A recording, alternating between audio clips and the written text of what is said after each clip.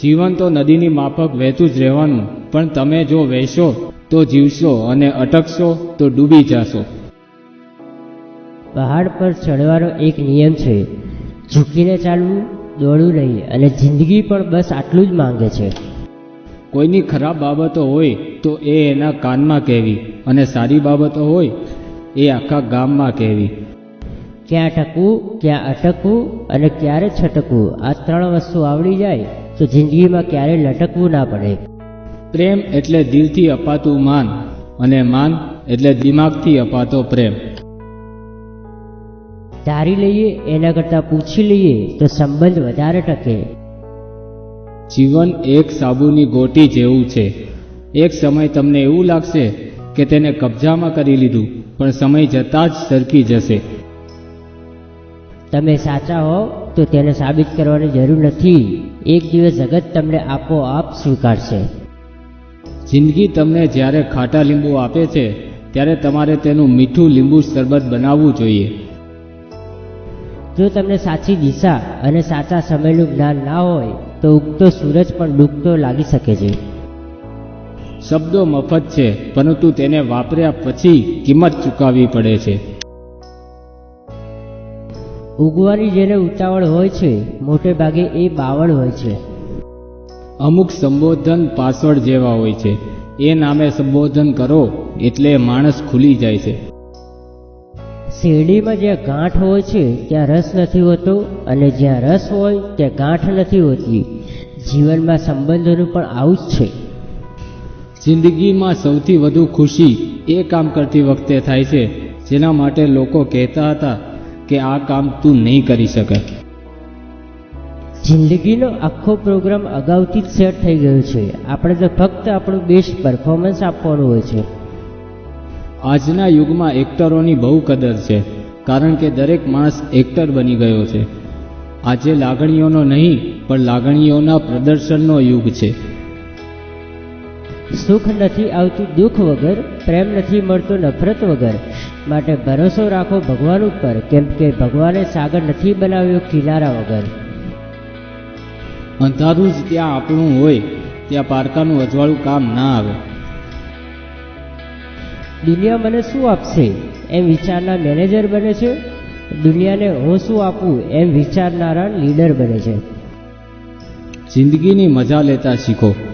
સમય તો તમારી મજાક કરતો જ રહેશે. લાગે છે કે મગજની ફરતે વાડ બનાવવી પડશે. લોકો આવીને વિચારો આવી જાય છે.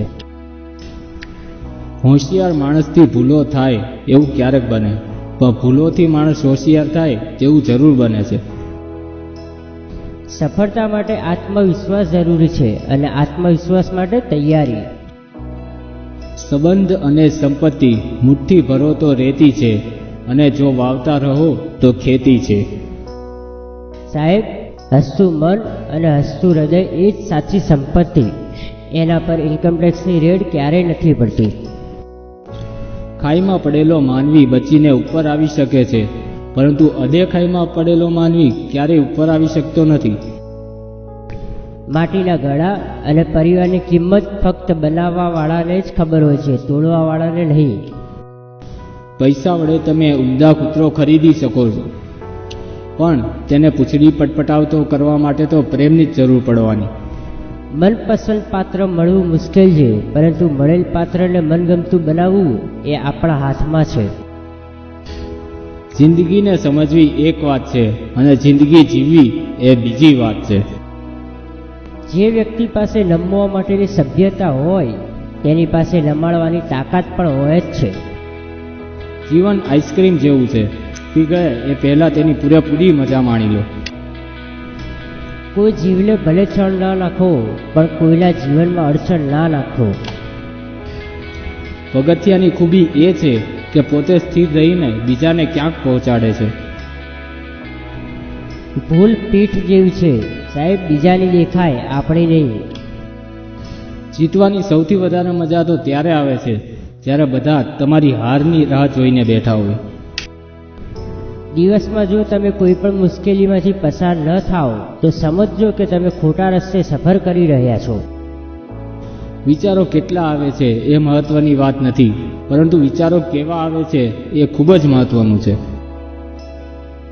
સારો સ્વભાવ ગણિતના શૂન્ય જેવો હોય છે. જેની સાથે હોય તેની કિંમત વધી જાય છે.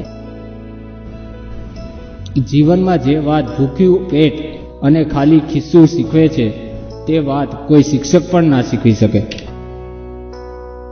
અહંકારનું હવા ભરેલા ફુગ્ગા જેવું છે, જે ગમે ત્યારે કોઈ તેને ઉડાડી કે ફોડી શકે છે અને ત્યારબાદ કંઈ જ નથી રહેતું. જેટલી બને તેટલી ચાલાકી ઓછી કરો, ઉપરવાળાની મહેરબાની વધારે થશે. સારો સમય બધાનો આવે છે, બસ શરત એટલી કે હંમેશા સમય સાથે ચાલવું પડે છે.